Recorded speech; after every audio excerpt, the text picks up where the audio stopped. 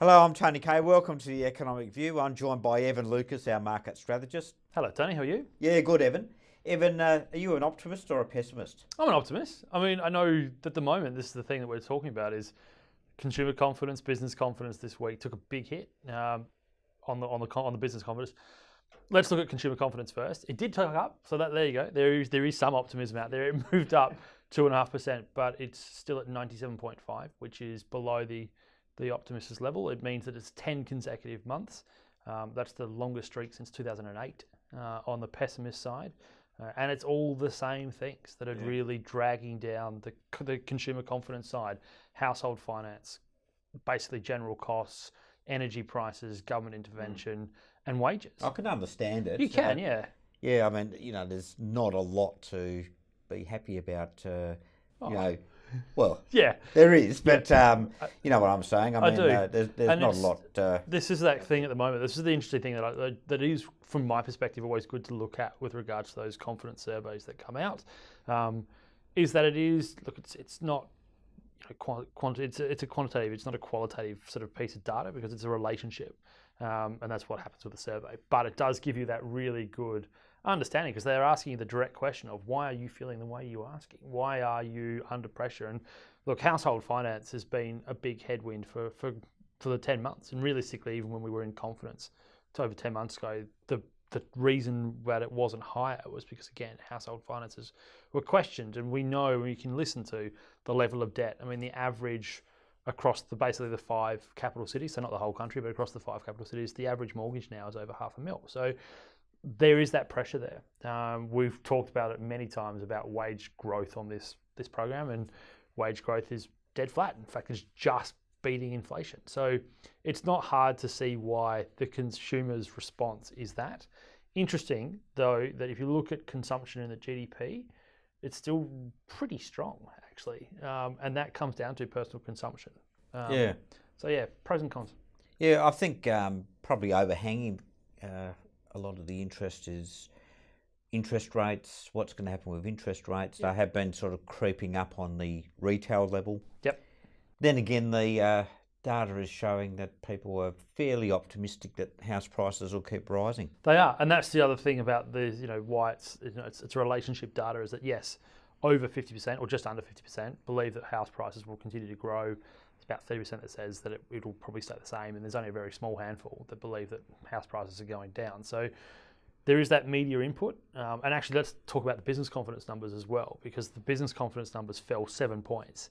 It's still growing and optimistic at +5, but that's a huge decline. Now, NAB's pointed out very clearly that you can probably take that with a pinch of salt. We had in the last month North Korean issues. We had the issues around interest rates as well. We also had some government intervention concerns. Energy prices are clearly one of them. Banking regulations and the AUSTRAC scenario with CommBank, they sort of say that as part of the reason why confidence in business fell away. But they're also the same thing, right? In terms of if you have a look at the fact that their conditions are at record highs, they hit another record high in their series. But the headwind is the same as sort of on the other side of the confidence. They have future expectations, government intervention, and costs. Now, those costs are energy and wages. Now, that gets back to the other side on the consumption, that the part of the reason why consumer confidence is low is because they don't expect their wages to grow. Part of the headwinds on business confidence is that they expect wages to increase and put pressure on margins, which is part of the operational costs of the business. So there's this push-pull factor, and could explain why they're not necessarily marrying up, because we have gone through a period where businesses have had to work very hard to consolidate, to try and continue to grow in a low growth environment. We've had the GFC, we've had the Euro crisis, and we're coming to the back end of that. But it's also getting away from that mentality of what's happened over the last sort of 7 or 8 years, or particularly over the last 18 months, where we have moved away, is breaking that old mantra to what the new mantra should be, which is more optimism, but it's not translating yet. Yeah, and on the business side of it, you've got some businesses that are reinvesting back into their business. Yes. A lot aren't. Yep. And at the smaller business level, I suppose you've got all these threats which haven't really come to fruition yet. We know that Amazon's coming. Mm-hmm. There's a lot of fear factor around and that was a real key standout and actually NAB themselves highlight retail It's the only sector that's actually pessimistic in terms of its outlook. And that is clearly the Amazon effect. We know what Amazon has done globally. The case that I think I really like to highlight, just a fairly similar market, is what happened in Spain.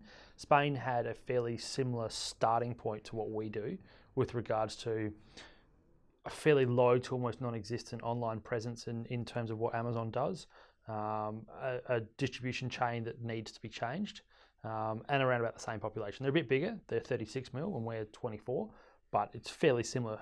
Within 18 months, the online presence of Amazon and the online consumption from Spanish consumers was through the roof. So it went from roughly around about sort of 1 in 4, 1 in 5 Spanish consumers use the internet to almost being 1 in 2. So there is a reason why the Amazon effect is a massive threat and why it will be a huge disruptor. And those that haven't probably put the time and the money and the investment into improving their omni-channel will find things very interesting with Amazon, and they're not far away. I think it's 30 days before they land in Australia. Very close. So again, that gets back down to this business confidence, consumer confidence. It'll be interesting to see the consumer confidence side and the consumption side with an Amazon in here as well, because that is retail. Yeah, and I read today actually that Woolworths is starting to beef up its online distribution channels and also its pickup channels. They're doing some trials in a number of their stores. They are. So, and that again gets back down to that whole Amazon thing and what you've been seeing in the States with the acquisition of Whole Foods. Same principle idea. Staples. So Amazon Staples is clearly going to be a big driver as well. So disruptors gets back down to the idea that disruptors are a positive and a negative. So on a conditions are perfect for them to come in here. What it means for confidence in business is clearly shown in those retail figures on the subcategory.